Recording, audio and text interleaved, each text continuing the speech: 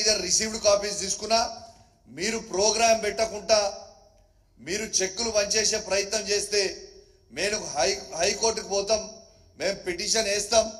ఖచ్చితంగా మీ అందరినీ మేము రేపు పార్టీ చేసి కలెక్టర్ గారిని ఆర్డీఓ గారిని అందరు ఎంఆర్ఓని పార్టీ చేసి హైకోర్టులో పిటిషన్ వేస్తాం.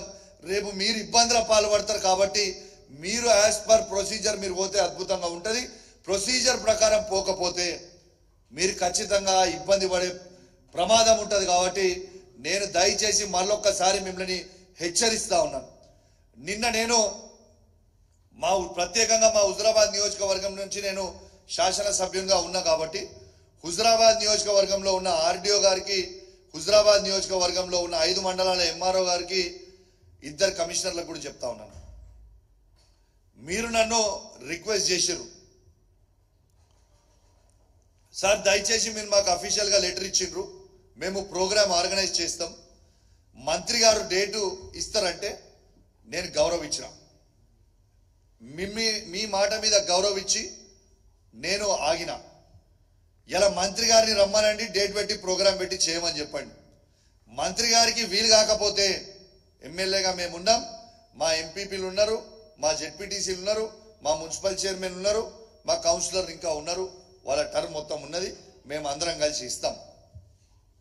లేకుండా మీరు ప్రొసీజర్ ఫాలో కాకపోతే మాత్రం మీరు తీవ్రమైన ఇబ్బందులు పడతారు. ఎందుకంటే ఇలా ఎంత అన్యాయమో మళ్ళొక్కసారి మీకు ప్రభాకర్ గారు ఎంఆర్ఓ గారికి ఇచ్చిన ఆడియో రికార్డ్ని ఒక్కసారి మీకు వినిపిస్తా. ఒక్కసారి మీ ద్వారా యావత్ తెలంగాణ ప్రజలు మొత్తం కూడా చూడాలని నేను విజ్ఞప్తి చేస్తున్నా. ఒక్కసారి మీరు ఇది కూడా వినిపిస్తా. 1 మినిట్ ఈ ఆడియో తీస్తున్నా, ఒక్క నిమిషంలో మీకు ఈ ఆడియో కూడా వినిపిస్తాను.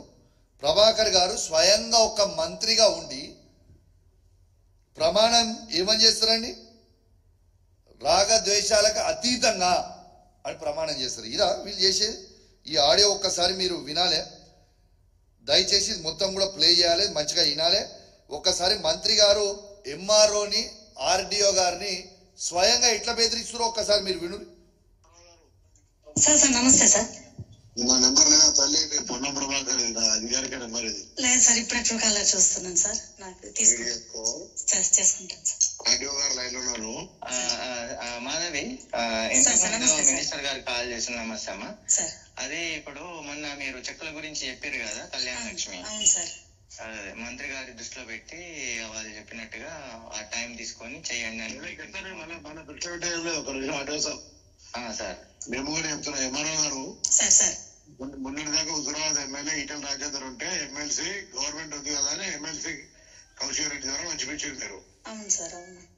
ఇప్పుడు మేము మా వారికి ప్రోటోకాల్ లేదు, ఎమ్మెల్సీ కాదు, మా కంటెస్టెడ్ క్యాండిడేట్ ప్రణవ్ ఎమ్మెల్యేకి మా పార్టీ వాడు కాదు, మా అధికార పార్టీ కాదు. మీకే స్వేచ్ఛ ఇస్తున్నాం, మీరే అధికారం వంచండి. ఆయన చేయికి ఒక్కటి పోయినా పోవద్దని చెప్తున్నాం కదా. రెస్పెక్టబుల్ ఎంఆర్ఓ గారు మీరు ఒక చెక్ కూడా ఆయన చేయకూడదు. మీరే స్వయంగా స్థానిక సర్పంచులు ఆలోచన తీసుకొని పోయి లోకల్ మీరు విన్నారు కదా, లైవ్ గా ఎంఆర్ఓ గారికి చెక్కులు ఇవ్వద్దని చెప్తుండు. ఈ జియో ఏమున్నదండి మీకు చదువుతా, 3rd పారా 4th పాయింట్ లో checks will be distributed by the concerned constituency MLA to the beneficiary once in a week or on a specific day at mandal headquarters or as per MLA wish అనేది clear గా జియో ఉన్నాక ఇట్లా చెప్పడం న్యాయమా? రెండోది, ఈ మంత్రి గారు చెప్పిండ్రు ఆ ఎంఆర్ఓలు అప్పుడు 2 చేసిర్రు, వాళ్ళు ఎంఆర్ఓలు ఆ రోజు 2 అవినీతి చేసిర్రు చెక్కులలో. ఏమైంది 2 ఇవాళ ఎంఆర్ఓలు జైలుకి పోయింది. ఇది ప్రజాస్వామ్యం. ఖచ్చితంగా ప్రజల మధ్యలోనే చెక్కులు వంచాల్సిన బాధ్యత, ప్రోగ్రాం పెట్టి ఇవ్వాల్సిన బాధ్యత ఉన్నది. ఏ ఒక్క చెక్ అయినా కూడా ఎంఆర్ఓ గారు ఇండివిజువల్ గా పంచితే ఇది మీరు అవినీతికి పాల్పడుతున్నారు కాబట్టే అనే ప్రమాదం ఉంటుంది, రేపు బెనిఫిషరీస్ చెప్పే ప్రమాదం ఉంటుంది. కాబట్టి మీరు కూడా తస్మాత్ జాగ్రత్త అని మీ అందరికీ కూడా హెచ్చరిస్తా ఉన్నాం. దీంతో